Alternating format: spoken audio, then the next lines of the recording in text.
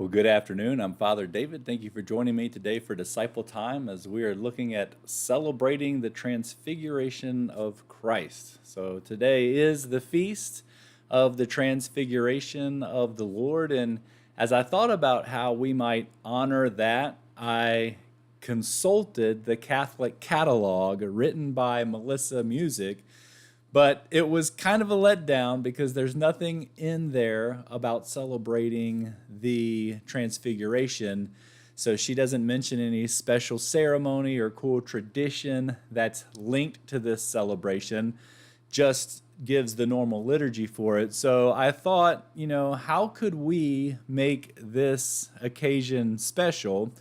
And then I did what all great researchers do, right? I Googled how some of the different faith traditions celebrate the transfiguration of Christ. And here's what I found. I was actually kind of amazed because there's a wide range of ways that we as Christians can celebrate the transfiguration of Christ. So, the Eastern Orthodox Church celebrates the Transfiguration by gathering people up in the neighborhood. And I like the community there. And then they bundle a bunch of sticks together, and then they light the bundle of sticks, which they call a chibo, on fire. And they sing a song called the Hoye or Hoya Hoye. And I thought that was pretty interesting. So there's a fire, there's coming together as a community, there's burning, there's a song singing. The Coptic Church celebrates the Transfiguration by fasting, but as this goes out around 4 p.m. on Tuesday, it's probably too late for you to fast, but you could fast for the rest of the day if you wanted to celebrate the Transfiguration that way.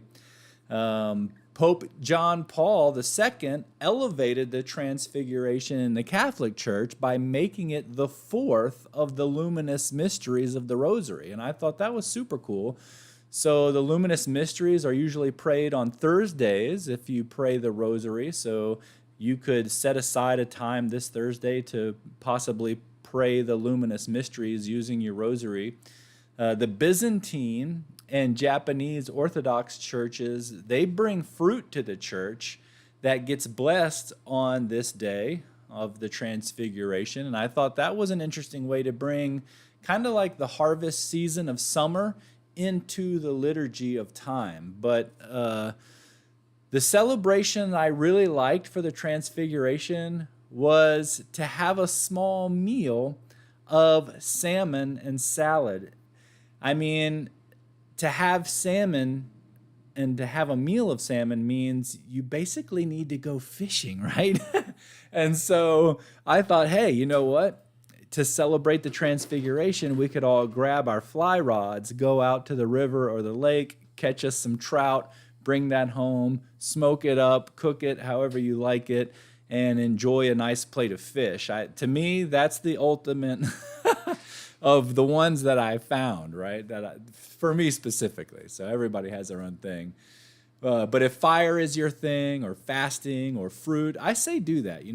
There's really a lot of options here. I just think it's pretty cool that somewhere in the world, eating trout is a religious act, right? To me, there's hope in the world because of that. So as far as the Bible goes, though, and the readings for a day, I think it's important to note, right, that Daniel in chapter 7, verse 13, we read this. As the visions during the night continued, I saw one like the Son of Man coming on the clouds of heaven. When he reached the Ancient One and was presented before him, the one, like a Son of Man, received dominion, glory, and kingship. Now, one of the interesting things about this scripture is it's also referred to in the Book of Watchers. Now, this is an apocryphal writing that was found in the Dead Sea Scrolls that some scholars claim was actually the first commentary ever written on the book of Daniel.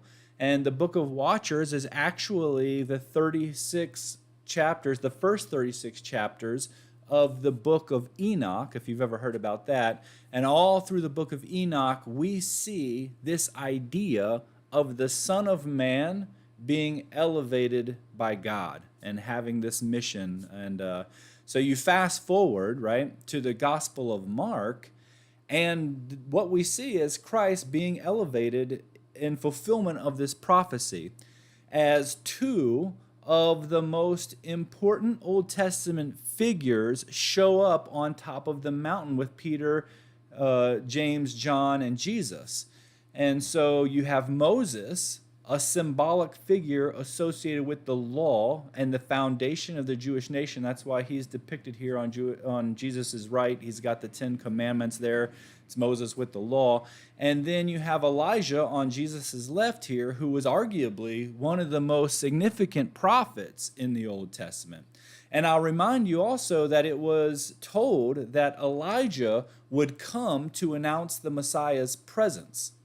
Well, here in the Transfiguration, we have Elijah making his appearance along with Moses and making that proclamation. But it gets even more serious, right? So we read in Mark 9 that as Peter, John, and James, this inner circle of disciples that Jesus had, went up the mountain, Jesus' clothes became dazzling white.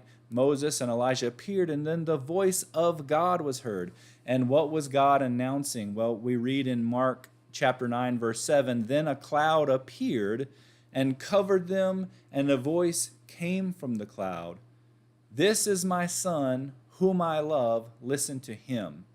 And basically, God is revealing through Mark in this gospel that Christ, as the Son of Man, who was talked about by the prophets, has this elevated status, right? So the one who was from the beginning and would have even more authority than Moses and Elijah was now present with them. And for Peter, James, and John, this was the end of all the wondering, all the doubt about who Jesus was, if there was any left. So, it helped solidify the fact that when God said, listen to him, that Jesus was holding the same authority as Moses and Elijah, and even more so because he was from the beginning. He was being identified as a son of man, of son of God.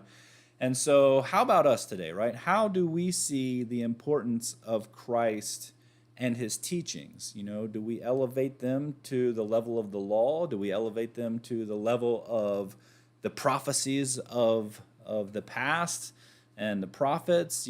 How do we see Christ, and how do we integrate his teachings in our life? And so that kind of gets me to my application for the journey today, and it's kind of like a prayer. It's let us magnify Christ's love and compassion in our hearts and live it out in our lives. After all, that's what Jesus' message was really about loving one another, loving ourselves, loving God, loving, and living that out in the world in a very sacrificial way. So I hope as you celebrate the Transfiguration today, whether it's with fire or fasting or going out and catching a huge trout and cooking it up, that you will set aside some time to consider how you're magnifying Christ's teaching and his Spirit in your life. Well, thank you for joining me today as we have looked at celebrating the Transfiguration of Christ. Christ.